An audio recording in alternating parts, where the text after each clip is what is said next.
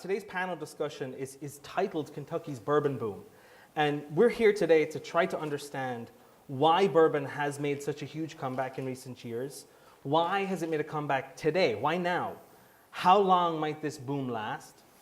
How important has the boom been for Kentucky's economy? And how U of L students can make their mark in the industry. You can do it. So to help us in that task, we've got four outstanding panelists. Each is an expert on the bourbon industry in a unique way. Next to me, I've got Michael Veach. Mike is a U of L alum. He's got a bachelor's degree and a master's degree in history from U of L. Until recently, he was the Filson Historical Society's official bourbon historian. He is the author of Kentucky Bourbon Whiskey and American Heritage. Mike was inducted into the Kentucky Distillers Association Hall of Fame in 2006 and now spends his time as a full-time bourbon writer and consultant. Next to Mike, we've got Bill Samuels Jr. He almost needs no introduction. He has been called a maverick, a giant in the distillery business, a marketing genius, a visionary, and the best friend the Kentucky bourbon industry has ever had. Bill grew up next door to and was the godson of Jim Beam.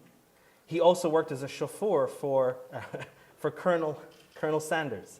I don't even have time to talk about his career as a rocket scientist. True story. Bill is the chairman emeritus of Maker's Mark. He is a 3-time Kentucky Entrepreneur of the Year. He was an inaugural member of the Kentucky Distillers Association Hall of Fame. And this year he received the prestigious Parker Beam Lifetime Achievement Award. That's quite the resume. They do that for old people. Next to Bill, we've got Susan Riegler. Susan started writing about bourbon as the restaurant critic and beverage columnist for the Courier Journal, long before bourbon was actually cool. She is the author of 4 books, including Kentucky Bourbon Country, The Essential Travel Guide, and the Bourbon Tasting Notebook, which she co-authored with Michael. She currently serves as the president of the Bourbon Women Association, which this year welcomed 150 members from 17 different states for its 4th annual symposium conference. Cool. Finally, last but not least, we've got Reed Mittenbuehler, who is an Indianapolis native and a journalist whose work has appeared in The Atlantic, Slate, Whiskey Advocate, and many other outlets. Reed holds a master's in American Studies from Georgetown University and is the author of the critically acclaimed Bourbon Empire. Most importantly, Reed holds a degree in economics from Indiana University. Nobody's perfect, okay? I'm sorry. There we go. A warm welcome to everybody here. Thank you. So I'm gonna try to ask you questions mainly as a group, but sometimes I'll direct a specific question at just one of you. To kick off, I'd really like to help our audience, and particularly students, to appreciate the size and the scope of the recent bourbon boom. With that in mind, I'd like to ask you, all of you, your opinion on why we're experiencing this bourbon renaissance and why now. So whoever wants to take it away can. Bill. As the oldest, you do that before. I'm ill as well as being old, and he said 3 minutes, so I thought I would take some time and jot some thoughts down. Kentucky's bourbon boom, it hasn't always been a boom. Okay, it may seem that way, but it hasn't. This year we have approximately 1,600 licensed and operating distilleries all around the U.S., with another 500 to 700 licensed and scheduled to go online either next year or the year after, depending on when they can secure barrels and distilling equipment. Most of these operations began less than 4 years ago. Between 1945 and 1995, a period of 50 years, there were only 2 bourbon distillery startups in the country. One in Pennsylvania, which did not make it. The other, Maker's Mark, created by my father in 1953 as his retirement hobby. And it has been some sort of retirement hobby. I was there when he bought the little place for $35,000 and have pretty much been hanging around ever since. Dad's simply stated goal, and he did. Every chance he got around anybody that would listen, he made it perfectly clear that the goal of this little hobby was to bring connoisseurship to Kentucky bourbon. He toiled on confidently without many paying attention for many, many years. But in fact, it was not until the mid-'80s when a couple of distillers helped get this concept on the radar screen. And it was Buffalo Trace, which then had another name, introduced the first single barrel bourbon. Blanton's and Jim Beam's grandson, Booker, a short time later introduced the small batch bourbon collection.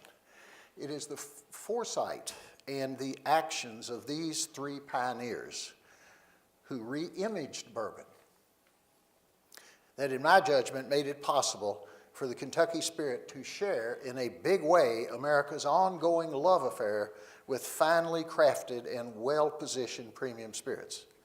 As the producer of 90+% of the world's bourbon, the boom has really been felt in an economic way here in Kentucky, in jobs, capital investment, and amount of bourbon produced. Since 2000, each of those has tripled. I, for one, expect continued growth for Kentucky's strong, financially strong bourbon producers and their stronger brands, but possibly at a slightly reduced growth rate. Exciting career opportunities abound for each and every one of you that is looking to get into an exciting industry at home. We haven't had many over the centuries. We got one now. We do face a strong challenge from each of the 11 states that have more distilleries than we do here in Kentucky. We have state laws that have encouraged startups not to think about Kentucky. And remember, these startups, we were a startup once. For 50 years, the first 50 years of our existence, we were qualified as a craft distiller. First 50 years. It's just been the last 13 that we have reached beyond the 400,000 cases. So this is a transitional thing. The more of these craft distillers we get in, the more of that investment, the more likely you'll have companies like Brown-Forman, like us, and others. So it looks good, guys. Thank you. Okay, good. Thanks. Thanks for sort of putting things in context. But Well, does everyone agree? Is it the foresight of three visionaries who I gave us agree this? with him there, but I will also have to say that this bourbon boom looks bigger than it really should if you take it into context that in the 40s and 50s, I mean, we're just now catching up to the production levels where we were in the 40s and 50s. But the margins are 10 times higher. But the margins are 10 times higher. So, That's important. yeah, that is important. It's one of those economic Right. bits that they're going to like. But, you know, Kentucky had a booming industry up through the 50s, and then, you know, one of the mistakes in my book that Bill pointed out to me is I kind of said that the 50s were a golden age of bourbon because there were a lot of brands out there and everybody could get what they wanted, but it wasn't a golden age for the actual producers because companies like Shinley had overproduced and they kept the price artificially low and ran a lot of small distilleries out of business by doing so. And it kind of started the downfall and the decrease. And, you know, you had 2 decades basically of decreasing sales that makes this present boom look so much bigger than it would be if we'd have had straight sales all along. I wanted to also mention that, and this goes back to Maker's Mark, there are 2 factors that have really made bourbon take off in the last decade and a half. One of those is the positioning that Makers did, and this is back to your wonderful Doe Anderson agency of, I remember the tagline from the 80s, it tastes expensive and is. That is, the bourbon, instead of being just you knock back your firewater, kind of, you know, down the shot, this was a connoisseur's sipping whiskey. This was something to compete with the single malt scotches. And single malt was a big marketing wheeze on the part of the Scots in the 1970s and the 80s. So Makers was a pioneer in that respect. And then the other aspect of this was emphasizing the history, the authenticity, the place, and turning Kentucky into a destination, Makers being the first place to be open to the public, the first distillery as a tourism site, come see how it's made, come look at this beautiful setting. And the other distillers all followed with that, and now we've had over 1 million people last year visiting the major Kentucky distilleries. Susan, let me tell everybody why we started. It didn't have anything to do with we had all these people wanting to come see us. It's my sister had gotten fired as the ground hostess at the airport for trying to give American you credit Airlines here, and Bill. needed a job. And all she could do was talk. And she did a great job. So it's a family Yeah, she tradition. did. Yeah, it worked out well. I would add one thing to Susan. When we're looking for reasons for this bourbon renaissance, which I kind of like to call it in a way, because it used to be this huge industry, and we see it crater for several decades at the end of the 20th century. Think back to what a hip bar would have looked like in the 80s or the 90s. You think a lot of chrome and steel, white tile. It's very sterile, ferns. What are people drinking in that bar? They turn to vodka. They're drinking clear spirits. And the rules of fashion kind of dictate this industry more than people talk about it. Hemlines go up, they go down. Lapels get wide, they get skinny again. And you had a generation of Americans that had turned away from this drink that a lot of Americans had historically drank a lot of. And when you look at a hip bar today, or over the last few years, what do you see? You see a lot of reclaimed wood. You see Edison light bulbs. You see a lot of kind of old stuff. It looks, it's very comfortable. It looks like a cabin in a lot of ways. Like I live in New York, and these bars, they're in the middle of the city. It's very urban, and you go in, and it's like you're in a barn all of a sudden. That's how they all look. And I think bourbon, the history of it and the heritage of it, it goes back to the past. There's a lot of nostalgia involved. And so, coinciding with the bourbon renaissance, you've got a lot of forces that have kind of disturbed the fabric, kind of politically, economically, culturally. A lot of people are going online, and people are staring at tiny screens instead of talking to each other face to face and this kind of stuff. And when you look at bourbon, it's a product that harkens back to the past, and there's something very comfortable about it. And so I think people have turned to it in a lot of ways too. It's a comforting thing. It's an old thing, and it's kind of settling things down a little bit. It's relaxing. And I think that is part of it. That's why people have kind of latched back on. They'd forgotten about it for a while. We went off to vodka and all the crazy fern bars, and now we're back. I think that's part of the Renaissance too. I wish we had Part some of the bourbon. reason. Yeah, I know.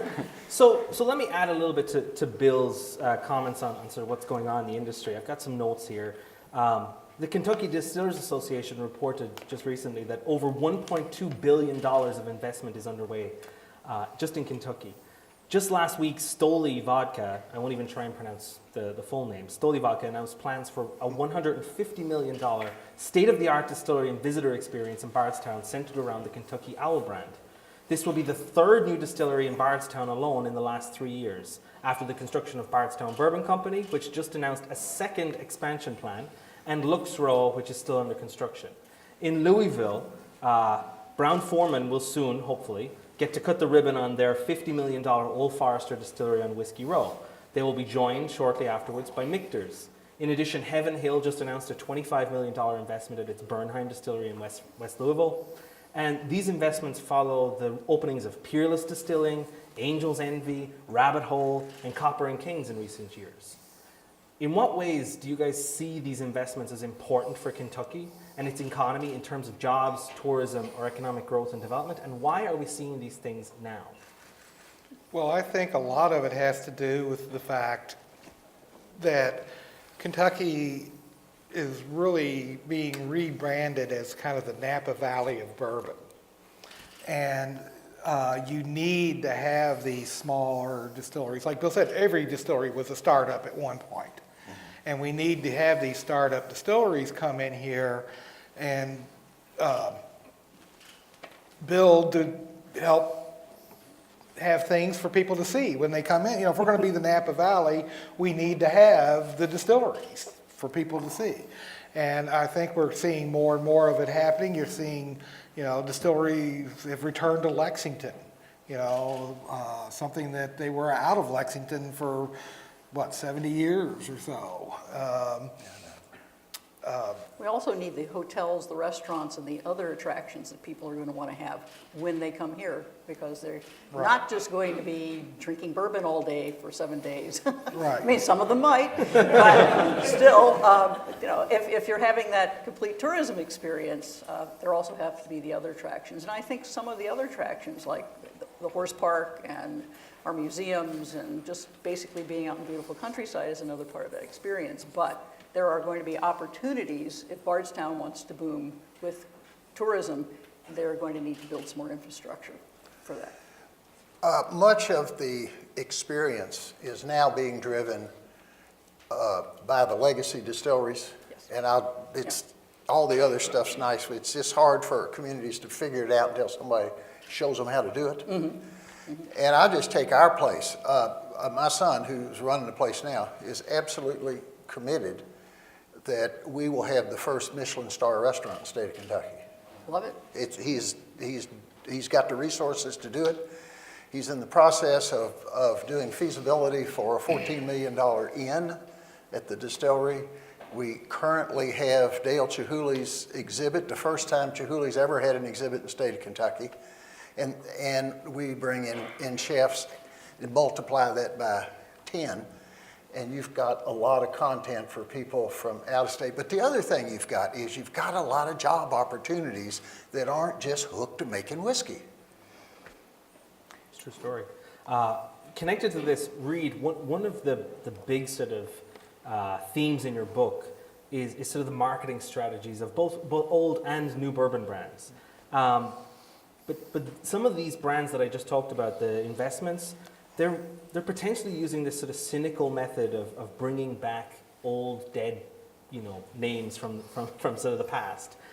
Do you see this as sort of a clever marketing ploy, or just a cynical sort of marketing ploy? I don't think it's cynical at all. I mean, so you've got these brands, storied, old, historic brands. Pepper would be a perfect example. We were just talking about Lexington, that were very big in their day, and then the industry contracted. And a lot of them just were shuttered. Either they were bought up by other companies that shut them down, or the market, people just weren't buying this product. These are very good brands. People really liked them. I know the gentleman who's actually resurrected that brand, James Pepper, and it really comes from, this is a cool brand. There was a lot here. It's more like resurrecting an old legacy. And a lot of these companies are pretty honest about that. We're like, look, this was the thing that was just a copyright after a while. It was just a trademark that was sitting in a drawer. We bought it, and we're bringing it back, and they're presenting it that way. And in a lot of cases, like, look, there's been a gap. What we put in the bottle now is totally different. But so, and I can see why people sometimes get cynical. Well, it's like, well, it's not really, you don't actually have the legacy. Legacy is very important in this industry. You find like these companies talking of the heritage, and it goes back to my however many great grandfather, and a lot of people kind of bristle when they don't see it as an actual continued line of succession. But for the most part, it's a good thing, and it's kind of nice to see a once storied brand that went away kind of brought back and restored. You see it like seeing an old friend again. Yeah, and it's like they've got these beautiful labels. If you look at bourbon labels from the 1800s, it's some of the most beautiful marketing of any product. Look at old labels. It's amazing. So it's nice to see classical labels. Even the earliest labels that I've seen, the Filson has a scrapbook from the 1850s of labels from a lithograph company, and there's bourbon and rye and other types of spirits labels in there, and they're a work of art. Yeah. So, as a mere consumer of bourbon myself, these investments to me and to consumers generally seem to be welcome.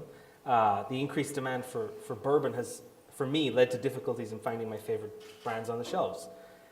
Given that we're in the middle of sort of fall release season, let's pivot a little bit to the effect that the boom has had on sort of the availability of products, and particularly, seeing as it's maybe not something you want to talk about, but something that everybody else wants to talk about. Let's think about the boutique brands from, say, the big distillers, right? So in particular, let's ask Susan. Susan, as head of sort of the Bourbon Women Association, how have, say, the members of the Bourbon Women Association coped with the surging popularity and lack of availability of their favorite products? probably like everybody else who is a bourbon lover. You don't have any secret tricks? There are no secret tricks. Well, there is a trick. It's not secret. What you do is you cultivate a deep and personal relationship with your local liquor store is what you do. You know, become exactly a right. regular. That's exactly You know, right, do yeah. not feel you can go online or send out an Instagram message and say, "Hey, do you have any antique collection releases that I can just stop by and pick up?" No, become a regular in your local neighborhood retailer shop. Know that they know that you are an appreciator of bourbon, and it's amazing. You may stumble onto, I've heard many of these stories that somebody walks in their store and the owner knows them, the proprietor knows them and says, "Oh, I had a customer who didn't pick up his bottle of," believe it or not, this happens, "his bottle of 23-year-old you know what. Would you like to have it because you're one of our regulars?" And then they say, "Oh, yes, of course." That's the thing. If you are in with the person where if you regularly shop in a place, they know your name, they know your face, they know you're serious, then you're going to find some of these rare things. I've actually managed, this is going to sound like I spend all of my time trolling in liquor stores, but well, a fair amount, but I'm a professional.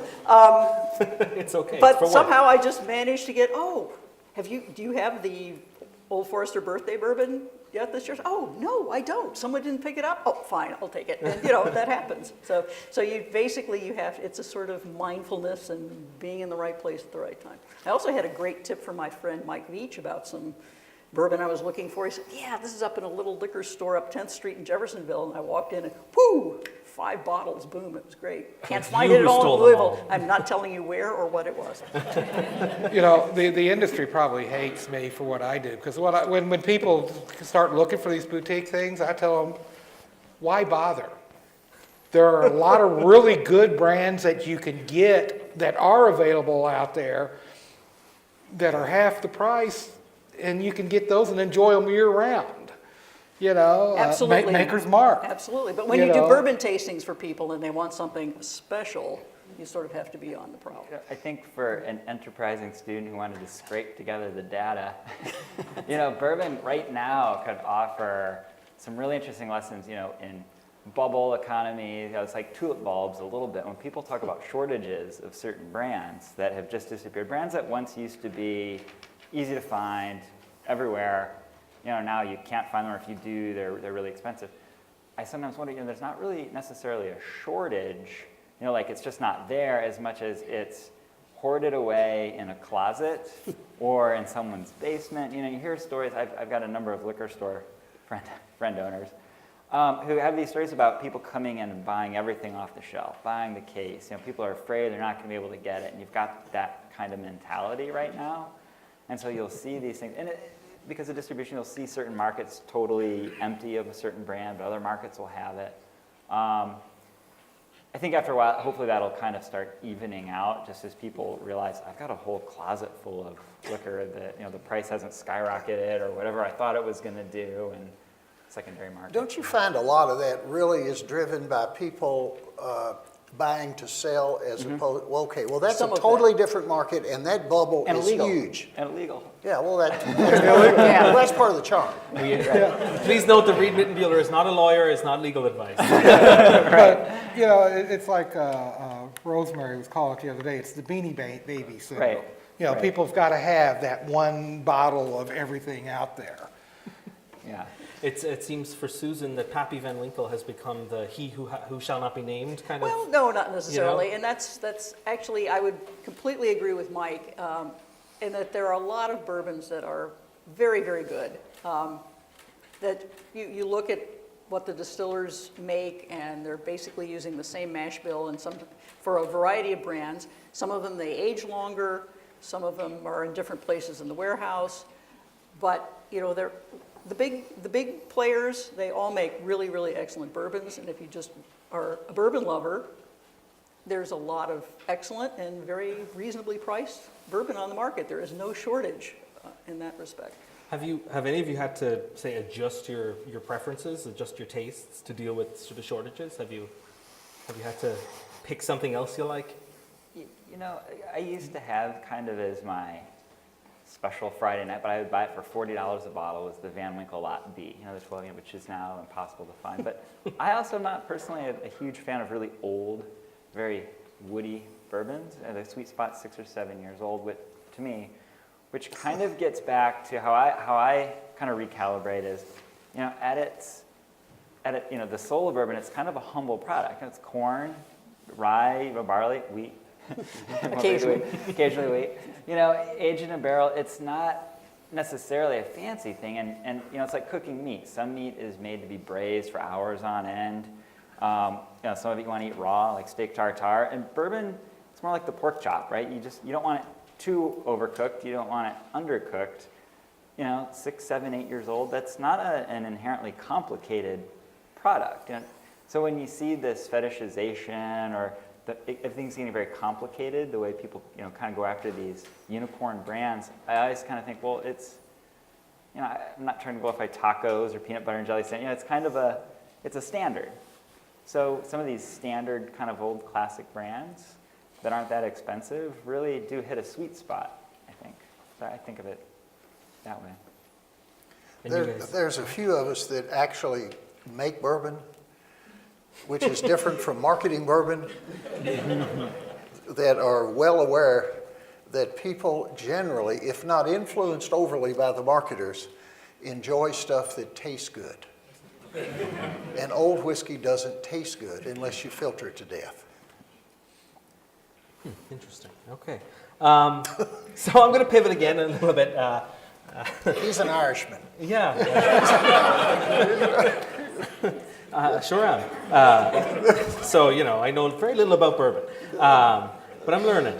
So I wanted to talk a little bit about the protections that bourbon receives, particularly within the United States and outside the United States. So, how important to this boom has been the sort of international markets, the surging popularity of bourbon in other countries, and how important is the protection, the designated product protection that it received in 1964? How important is that to the product and to the industry?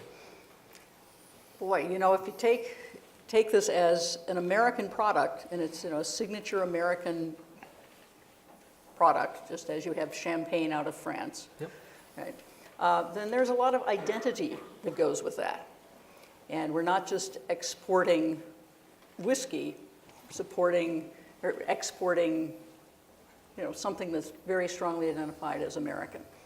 And I remember when I was a graduate student in England 40 years ago, and I remember going to a little gathering with a Canadian friend of mine, and some Brit came up to us and said, she said, well, my Canadian friend said, I'm from Toronto, and I said, well, I'm from Kentucky. He said, oh, America, that's so much more romantic than Canada. And I thought, oh, that's interesting. Hadn't really thought of it that way before, but there is that certain sort of romance when you talk about Kentucky and bourbon and horses and the frontier, sort of all of that stuff. And then you sort of look at where the bourbon industry and the American whiskey industry, where a lot of their growth comes from. And when you think about, I think one statistic I happen to know is that 65% of Jack Daniels is sold overseas. That's a huge market, which in Jack Daniels, of course, is owned by Louisville-based Brown-Forman, that the companies look to export. In Vietnam, which has been a huge growth industry for American whiskey, they have a 45% import tax on whiskey. Under the Trans-Pacific Trade Agreement, that was going to eventually be phased out. But the United States has not signed on to the TTP. And so what's that going to do with projected growth for exports in a market that was, I think, 175% growth between 2015 and 2016, one country alone in Asia? So you sort of have to think, a big player for us as in American whiskey companies and people who are supporters of that, is that you have to grow your markets, and the markets are going to be global.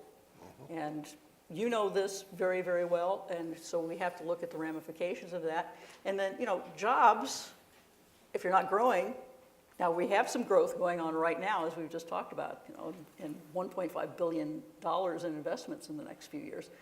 But where is that going to go? I just want to bring up, when I was a reporter at the Courier-Journal, we were having big meetings in the, right around 2000. It was really exciting. Gannett was spending, forgot how many millions of dollars, on a brand new state-of-the-art color printing press. What are we going to do with all this great full-color newspaper we're going to have, right? This was, within 18 months of this thing called the internet, completely changed journalism.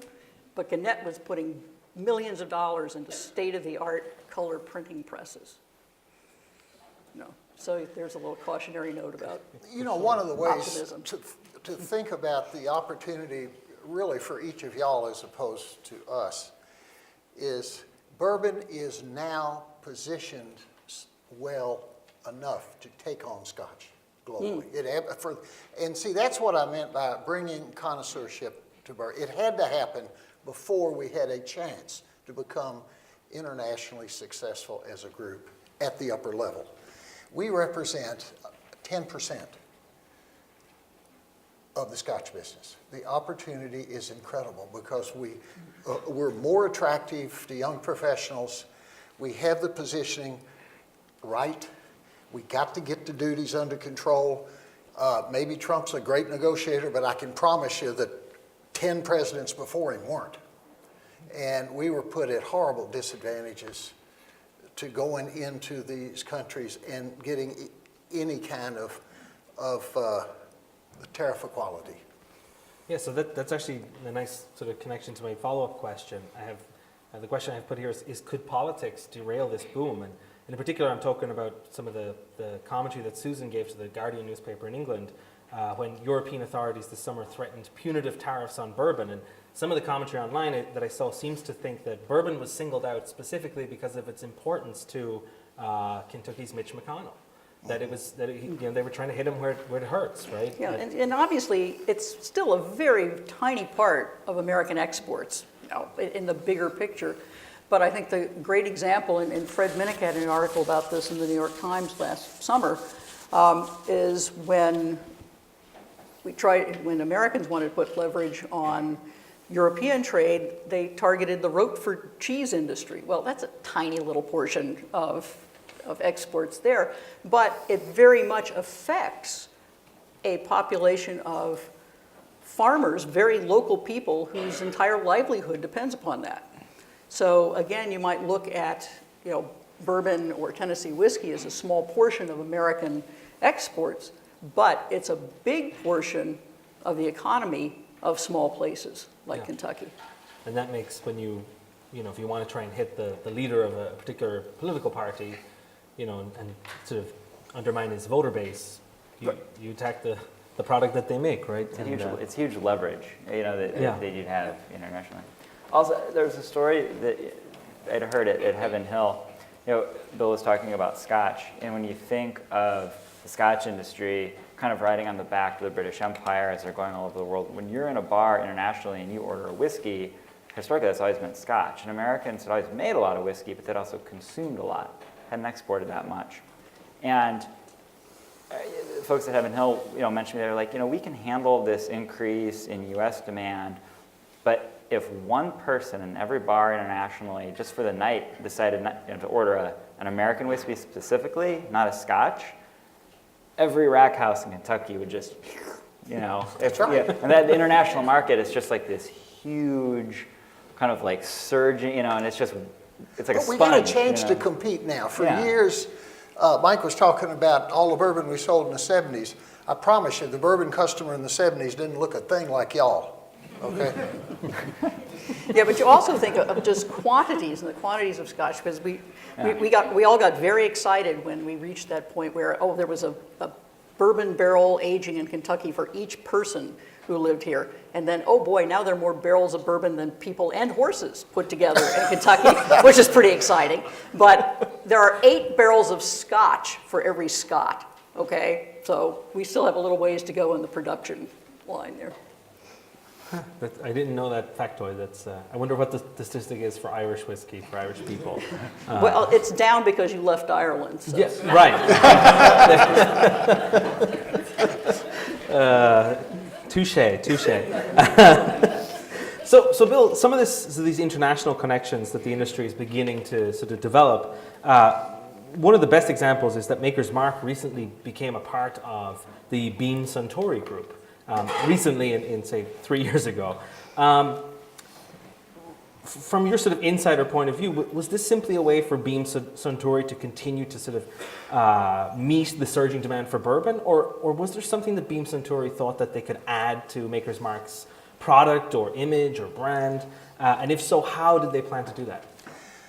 First, I'm retired when all this happened, so I don't know You still much know. about I know it. you know. The reason for this, the Suntory people believe that bourbon is now properly positioned to take on Scotch long term. And they have to get the distribution right. And that's what that was all about. To take what 30 years ago was a highly successful Kentucky brand to today, which is a highly successful domestic brand in the United States, Maker's Mark, and only slowly are we being pulled into the international markets. They really wanted to get ready, what Susan was saying, and on the other side of it, that's the reason that we average spending $50 million a year to build warehouses, to build, and then our job is to do it and not screw the whiskey up at the same time. So it's really not about selling, it's about getting ready to become an international brand, because in their view, bourbon is ready for the big time. What are the other panelists thinking? Well, for example, I was in London last week, and it had been the first time I'd been there since the early 90s. And I was really quite taken aback to see just how many bourbons were available in the pubs that I walked into. When I was there in the 90s, there may have been one bourbon and Jack Daniels, which I don't consider a bourbon, but It was Jim Beam and Jack Daniels. yeah. That's what you saw. Actually, it was Four Roses and Jack Daniels is what I was seeing. Four Roses on the continent in Jim Beam in England, yeah. Just sorry, a little interjection. I remember my hometown did a piece, the local newspaper, the first time the first bar had a bottle of Jim Beam. That gives you some sense of the size of the town that I'm from. The Yankees are coming. Yeah. But when I was there last week, just about every pub I went into had Knob Creek, Woodford Reserve, Maker's Mark, and Bullet. That's Of course, progress. Diageo is a London-based Yeah, but Diageo operation, is a so, yeah, London-based. so that and- makes sense, yeah. And also it's about image too, in that one of my favorite finds doing book research was an old Jim Beam ad from, I think it's the 50s or 60s. And it was a gentleman wearing a tuxedo and coattails and wearing white gloves, and he's holding a bottle of white label Jim Beam. And that's how they were positioning it into a market. And you realize you go into some of these places and people have no perception of this product. They don't think of it as, the way that Americans in the 50s were. Like, it's something we're drinking on the back of a pickup truck or, whatever. It was just like, well, we'll just change the image entirely. And I think there's a much bigger push behind that to kind of up-brand that image and sell it that way. And I've talked to a couple of producers who said, as long as Americans are seen as cool, and this is a cool product, there is that reflection too that is helping drive it. So they were a little worried about maintaining that image overseas too. Historically,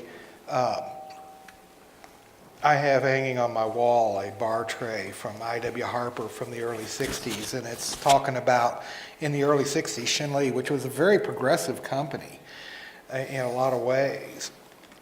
They were trying to expand bourbon overseas, and I.W. Harper was being advertised as the first bourbon available in 70 countries in the early 60s.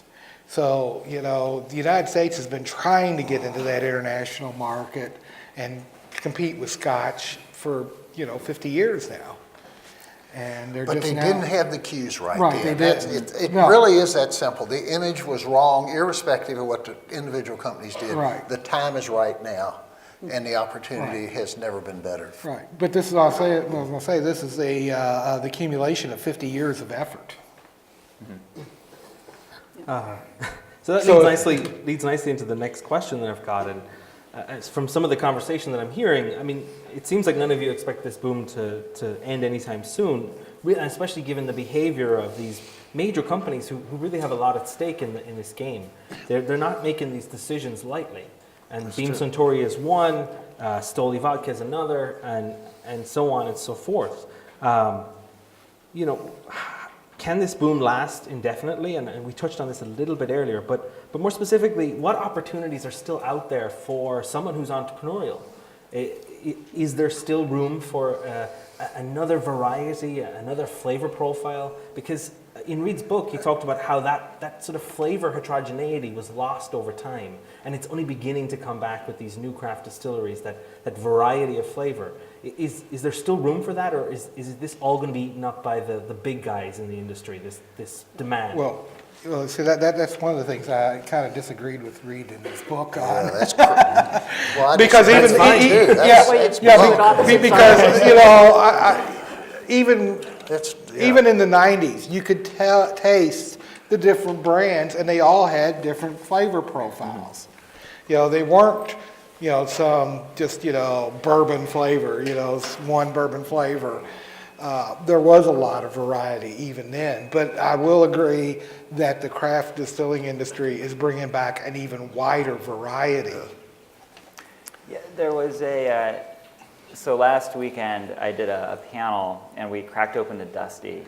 And for those who don't know, can an you old explain? bottle, something from, it's not made anymore, 40s, 50s. It had a bottle of Old Crow and it had been made by National. So we tasted it.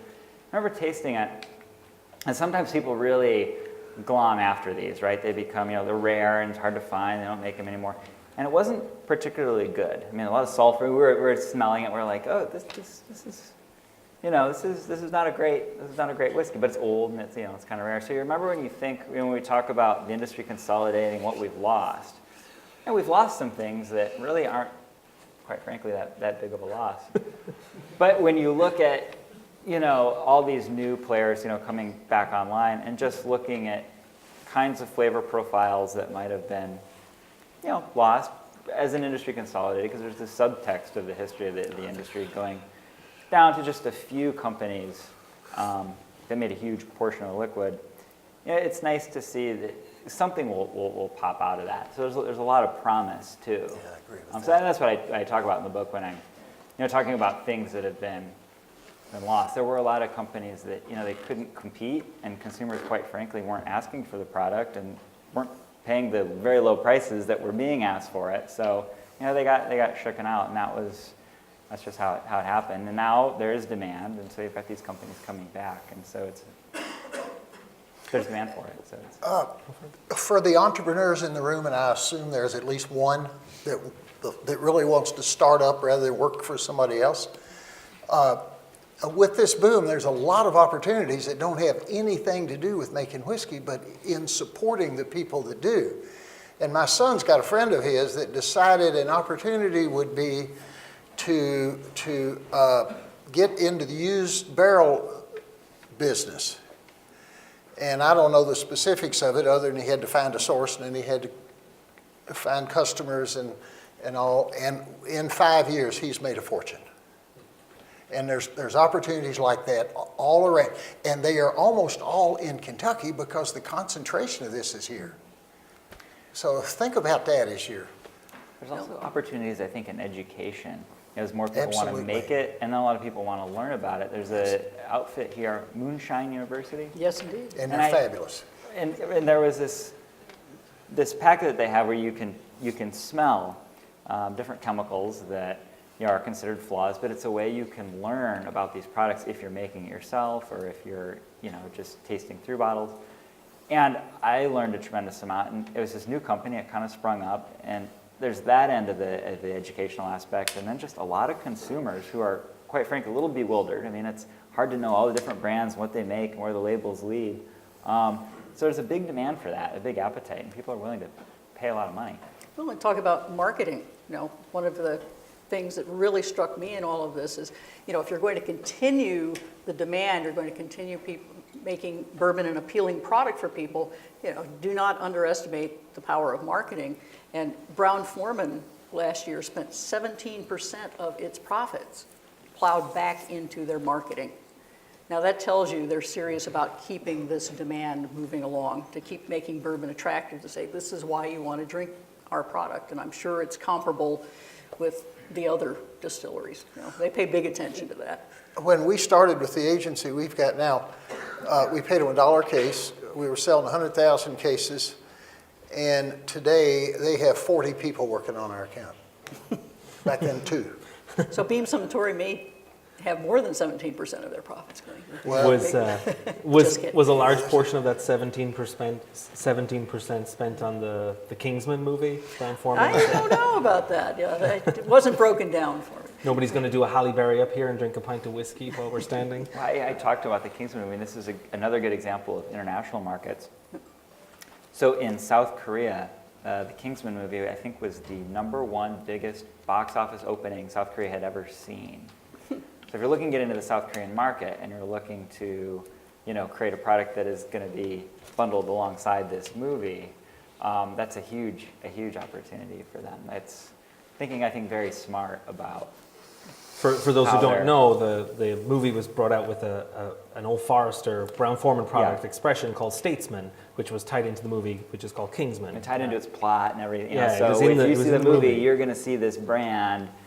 And if South Korea really likes this movie, and everyone in South Korea is going to go see it, and then they see this brand, and this is a market they're trying to break into, I thought it was pretty brilliant. Agree. 17% well spent. Is that the way? And regular Old Forester sells for $18 a bottle, and Right. Kingsman is, $50 a bottle. Right. Gosh, that's a pretty good profit margin. So is that cynical? Is the move towards, hey, we've got the same thing? It's higher proof. Yeah, it seems still cynical, right? Is capitalism Trying to get cynical? you to. Oh, let's not go there. The whole point is that the distilleries have to make money or they go out of business. Yeah, Are any of them going out of business? In the past, yes. they sure did At the in moment, past, Yeah. But not at the moment No. because they're not afraid to charge $50 for a bottle. Remember the printing press, that's all I'm saying. And I've had a couple of conversations with Old Forester about this, folks where I've said, this is a brand that historically, because it's been around forever, historically was, pretty normal. It was normally priced, it wasn't particularly expensive, and now you are in a market where the framework has all shifted. Everything's been upmarket. People are willing to pay more. They would never pay that much for a bourbon. If you ask someone to pay $30 for a bourbon 20 years ago, they'll just laugh. So I was like, you have this product that's made very well. You've got you've got this great liquid, but it's now been positioned. People know it as something that costs this much. How do you break out of that? People are willing to pay, and you've got a liquid that is of that quality of other brands being sold for that much. And so you're seeing them break out the brand, and with the 1920 and the Prohibition and some of these breakouts. I mean, I wouldn't call it cynical. They're a company that wants to make money selling a product. And they still have very affordable lines of that brand. So, and their product extensions are also, I think, worth it. I mean, the 1920s, it's really good. I mean, you pay a little more and you get something that's a little better. Sure. So other than sort of the obvious sort of threats from the things that we don't know, what threats can you see to the industry? What are the threats? What's the thing that keeps you awake at night saying, tomorrow there might be no bourbon? That's not a problem. The problem I have, and I'm a Kentuckian, so that's where we start, is that right now, Kentucky bourbon is one word. Okay? 1,600 startups in the last 4 years. Yeah. 50 of them are in Kentucky. Every one of them trying to create the next Woodford or Makers. The odds, just statistically, that we will lose that monopoly concerns me as a Kentuckian, not so much as a principal in Maker's Mark. But, I mean, we've got something we've never had before in this state. we've got a signature industry that every state in the country would die to have, and we have regulations and laws that were designed by the Baptist and the Women's Christian Temperance Union to hold us down. And it's been a slow trek to get them changed. And I don't want to get into the taxation issue, but we are taxed. Your bourbon is taxed, which makes it hard for entrepreneurs to start here when they could start in Indiana or Tennessee. And Tennessee is recruiting distillery investments and using Kentucky as the reason why not to be here. And it's all laws and regulations. So it's all of that bothers me. It's one of those things that's going to creep away from you, and you're going to wake up in 10 years and it's going to be gone. And we say, where did it go? I agree. You know, Kentucky's legislature really needs to do something to make it more friendly to the industry as a whole. You know, there's no, you know, one of the things I always talk about when the settlers first came into the West, there wasn't a sign in the middle of the Ohio River saying if you have a still, settle on the South Bank. You know, you can make good bourbon just across the river in Ohio or Indiana or Illinois. And traditionally there was a lot of good bourbon being made in those states. Still is. You know, the MGP distillery makes some good bourbon just across there. As a matter of fact, I was telling them, joking with one of the executives there, saying that they ought to start advertising themselves as being part of Hoosier-occupied northern Kentucky. But yeah, so, you know, Kentucky really, the politicians should be worried, you know, because if, you know, Kentucky loses this reputation, then, you know, we're not going to be the Napa Valley of bourbon. Well, I mean, nothing struck me more than when I began to research the bourbon industry than the following, that the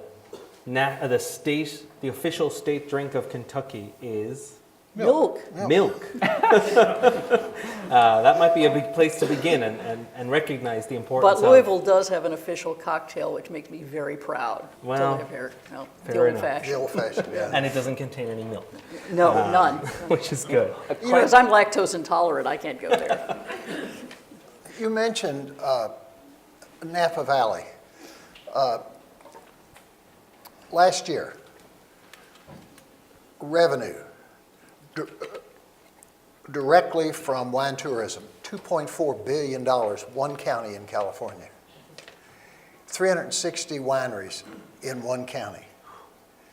And that county government protects those 360 wineries from Sacramento, the state government.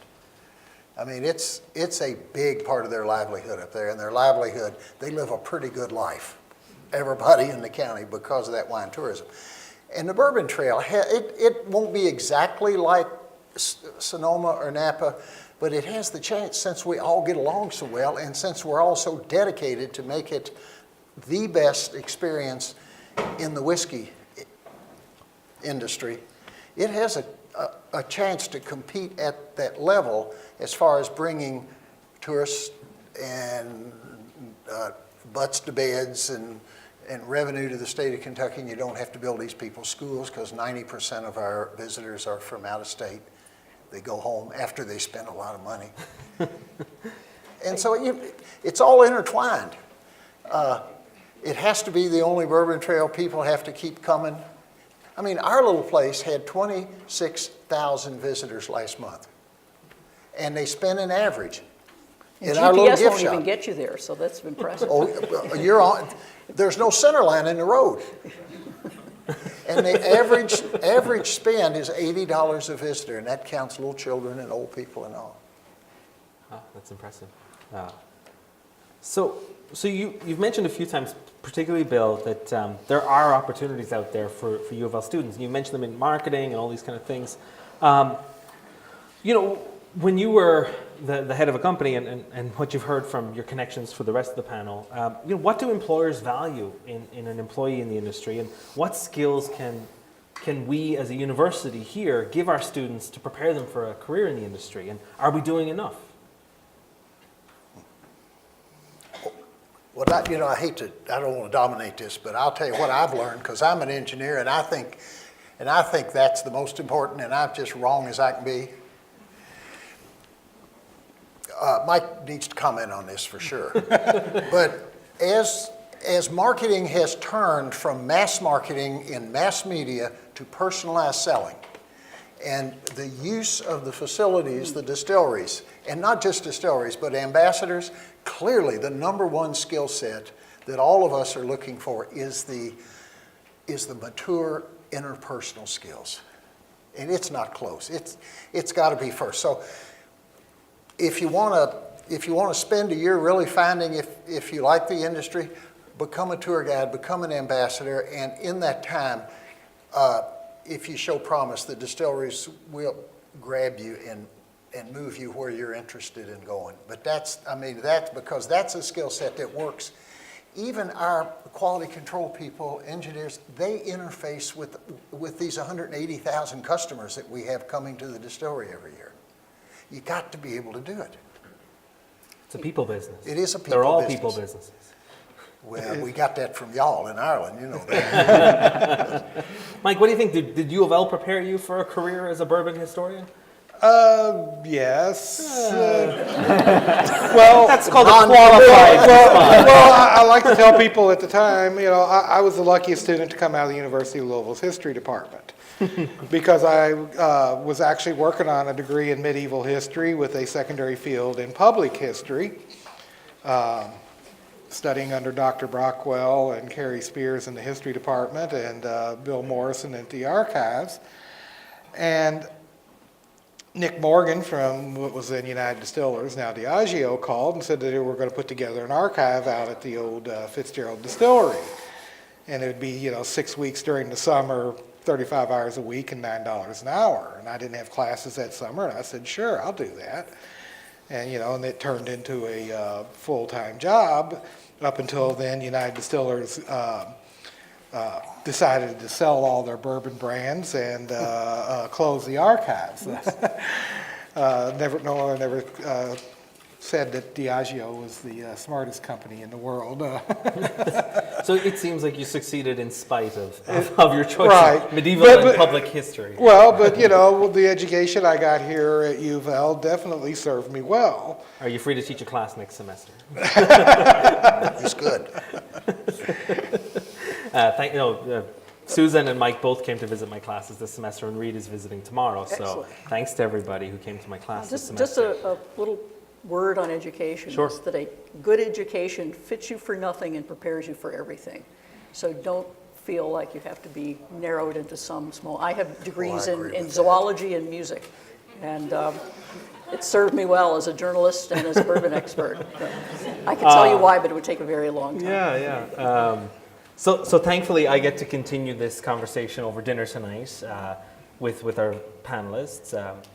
What bourbon will you order tonight? And what bourbon should I order tonight? Assuming they've run out of Maker's Mark. I was going to say, is Bill coming with us tonight? Bill is coming with us tonight, I hope. Well, and I've before been- you I know all I'm ask, ordering. you're not all invited. I've been prejudiced. Mike, what are you going to order? And what should I order? I have really a very simple taste in bourbon. I would probably order, I like the 6-year-old Heaven Hill Bottled and Bond. Huh? I like the Old Forester Signature. I'd probably order one of those, tell you the order or the other. If my grandfather was here, he would say, "God bless your thrift." That's what he would say. Hey, but I guarantee you wouldn't be disappointed with either one of them. No, there you go. So what do I got to order? Which of Like I those? said, whichever one I don't order, I'd tell you to All order right, the you other. can share. Okay. Yeah. Bill, if you were forced to drink someone else's bourbon, I drink a lot of milk. No, I like it all. I said you were a friend of the bourbon industry. I'll bet you I've got more bottles of everybody's whiskey at my house than everybody ever put together. Because I host all the political events we do, so I gotta have them. Keep everybody sweet. Yeah, that was the thing. Growing up in Louisville, it depended which bourbon you put out is who was coming Who to was dinner. coming, that's right. Yeah, absolutely. Well, it's like the old joke about the politician that would come into the Pendennis Club, and he would walk in and walk up to the bartender and say, "Give me the usual," and the bartender would look around and see which distiller was in the in there, and he would pour that shot. Well, one day he walks in there and says, "Give me the usual," and the bartender pours him a gin and tonic, and before he could complain anything, he pulls the guy over and says, "They're all here." Smart bartender. So Bill's going to give us a diplomatic answer, right? Is that the? No, I thought Mike was going to give it. He raved. He was over in England, and he raved about these bourbon lovers wanting to come to Kentucky to do their own private select. John Vernies had his. He has a. They did a barrel. Yeah. So that would be a good choice. Makers 46. Yeah, he did Barrel it. I Select. didn't do it. Yeah. Okay. Well, you heard it from the horse's mouth, right? There you go. Susan, what about you? I may take the diplomatic way out and have a martini, actually. Huh. No, just kidding, just kidding, just kidding. No, I Can think someone cut her payment? I think the private selection is a great idea. In fact, I would say that's a wonderful choice. Anytime you go in a restaurant or a bar and you see that they have a private barrel selection, that they've gone to the distillery, you're going to get something absolutely unique. And so I often look for that. So So if let's we have look a at the private menu. barrel tonight, that would be a great They thing to do, get. yeah. Okay, all right. And Reed, last but not least. Hardest question. It shouldn't be the hardest question. Yeah, you get asked this question, and people sometimes look at you, you've written a book or whatever, and you're like, they expect some secret to be unlocked, like going to a mountaintop and there's some wizened old, and he'll say something, and I always feel like I'm just terribly disappointing to everyone. Even when they come to my house and they see just a lot of pretty normal, easy to find brand. Like Mike, my taste is pretty. It's pretty. That's what the bourbons that kind of got me into bourbon were the old granddads and Four Roses small batch, not even single barrel. I was like, I kind of like the cheaper one better. It's like, so it'll be something that is right down the middle. Four Roses Yellow Label's the best 80 proof product out there. Right, as far as I'm exactly. concerned. And that's the thing that I like about, when you look at bourbon as a very distinctive American product, kind of a symbol of America, what is also kind of great about it is that you can get really great value out of it. And you can get a lot of really, really special products easily, distributed well, and for not a lot of money. So there's kind of an ideal there that I think is kind of nice too. So you're kind of saying I should just order Jameson's and be done with it? Oh, I did not. So look, with that, I think we can wrap up this conversation. I want to turn to our audience for questions. And I want to reiterate that the Schnatter Center is the sponsor of this event, and it's focused on encouraging entrepreneurship and the ideas of free enterprise for our students. So I really want to invite only students to ask questions. And there's microphones set up here for anyone who wants to ask our panelists a question, and we'll have a few minutes for that. So give people a time to shuffle out. Any questions? Can I have a job? Yeah. Is there someone at the mic? Yeah. Sorry, I missed you. Can you introduce yourself? Yeah, my name is Nick Walker. I'm just wondering, Oh. I know a lot of people, some people do home distilling, and I know that is kind of illegal. So, what? It's very illegal, actually. What kind of? Kind of illegal? What kind of? It's like permit being a or- little dead, So, what kind of permit or there's nothing like that you can do for? So, what steps do you take to start your own? You buy all the licenses and the permits. Okay. Yeah, it's not an easy thing to do. It's a highly regulated industry. There's a lot of permits and things to go through. But there's a good reason for that too, because if you don't know what you're doing, you can kill yourself or somebody else with it. Not only into a still exploding, but you can make if you look during Prohibition, a lot of people were doing a lot of home distilling. A lot of people were also going blind or dying from drinking bad alcohol because they didn't know how to make the cuts right. I'll tell you that my day job until recently, I was a biology professor, entomologist. One of the fractions that comes off the still is a chemical called ethyl acetate. It's what I used in my insect traps to kill bugs. Okay? So if you can leave it in there by mistake, it's bad. And there was an incident, I know, in Kentucky earlier this year with an explosion where someone died. Oh, So yeah. it's definitely something to be very, very careful So about. don't do it. Yeah, just don't do Very it. careful, Make your yeah, beer at it's- home brewing. Yeah. If you're going to distill at home, go to Moonshine University and learn how to do it right. Yeah. Okay. Have we got another question? Yes. Sure. Hey, my name's Robert Johnstone. First off, thanks for coming and doing this for us tonight. It's pretty interesting hearing your perspective on it. My question is looking out there, read, I see your book. It's definitely something I'm going to pick up and read. Is there any other literature that you are, any of you guys suggest looking My into? 4 books that are sitting out there. Oh, there's more books. I was going to cover you on that. Thank you, Bill. I quickly made my way to the door. He had the best placement. Mike Veach's book. Yeah. My friend Fred Minnick Unfortunately, has I'm a not couple going to be. books. I'm not going to be out there signing books because I've got tickets to John Cleese at 7 o'clock. All right. I'll sign them for you. We want to see your silly walk as you go out. There's a lot of Fred Minnick's books are great. My friend Clay Reisen's books are great for a guide. There are a lot of books out there. Anything particular other than just bourbon history or?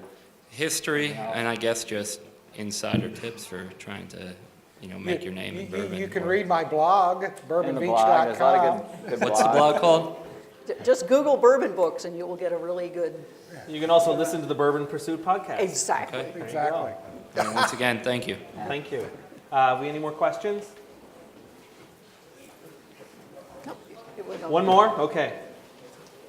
All right, we'll take one more. Last question.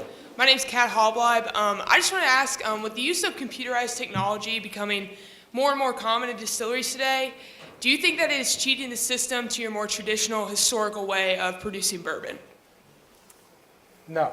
So I would put it this way. If a heart surgeon were to use a computer to do his job better or her job better, no one would have a problem with that. It's a tool that can be used to Or abused. be more specific. So anything you can use to make the product good or more interesting. Right, you still got to fair know game. what to do. The computer is only as good as what you put into it.